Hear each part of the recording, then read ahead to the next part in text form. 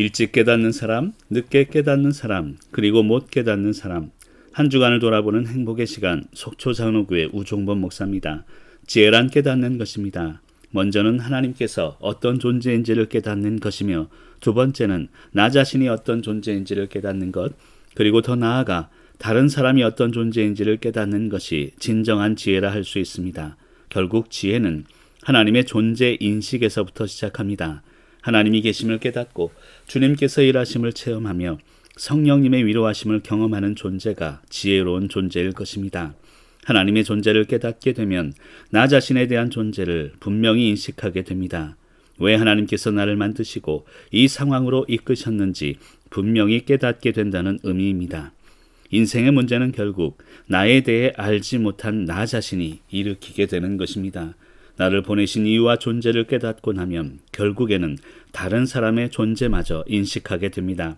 하나님의 사랑을 통해 이 땅에 내가 보내어졌음을 깨닫고 나니 다른 사람들의 슬픔과 기쁨에 관심을 가지게 되고 비로소 세상을 보는 우리의 관점이 더 넓어지게 됩니다. 넓어지면 행복해집니다. 우리 삶에 일어나는 고통은 세상을 바라보는 우리 인간의 관점, 그 편협함의 결과입니다. 하나님은 에덴 동산을 완전한 기쁨의 장소로 창조하셨습니다. 하나님께서 창조하신 완전한 기쁨의 장소인 에덴 동산, 인간의 편협함으로 말미암아 경쟁과 다툼의 장소로 전락시키고 말았습니다. 결국 그 기쁨의 장소를 회복해야 하는 것이 성도에게 맡겨진 숙제라 할 것입니다. 흔히 어지럽히는 사람이 따로 있고 정리하는 사람이 따로 있다는 말을 합니다.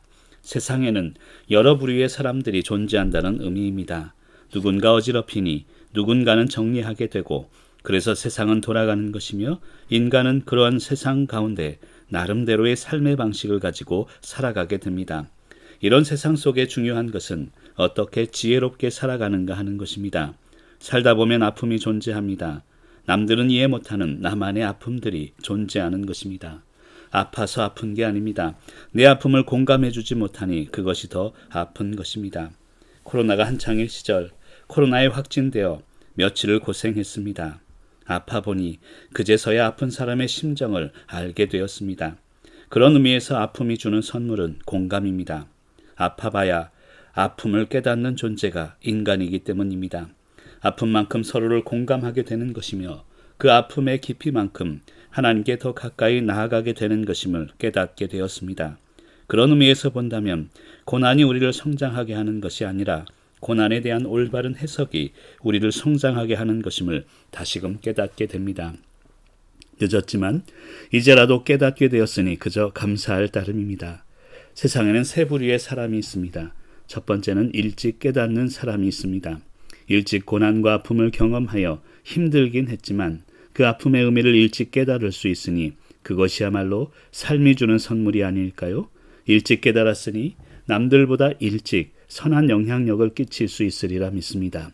두 번째는 늦게 깨닫는 사람입니다. 고난과 아픔 속에 담긴 삶의 의미를 아픔이 지나간 한참 뒤에야 깨닫는 사람이죠. 늦게라도 깨달았으니 다가오는 시간들을 준비할 수 있으니 감사할 따름입니다. 세 번째는 못 깨닫는 사람이 있습니다. 원망으로 고난과 아픔을 원망의 시간으로 보내고 있다면 끝내 깨닫지 못하고 말 것입니다. 자신의 아픔을 고스란히 전달하며 살아갈 수밖에 없습니다. 누구에게나 고난은 아프지만 아픔을 통해 사람을 공감하게 되고 하나님께 더 가까이 나아갈 수 있음을 깨닫고 나니 비로소 고난을 즐기게 되었습니다. 일찍, 늦게, 아니 못 깨닫는 사람, 어떤 존재가 되고 싶으신가요? 결국 고난을 통해 주시는 삶의 의미를 깨닫고 깊이 있는 삶을 살아가시기를 간절히 축복합니다.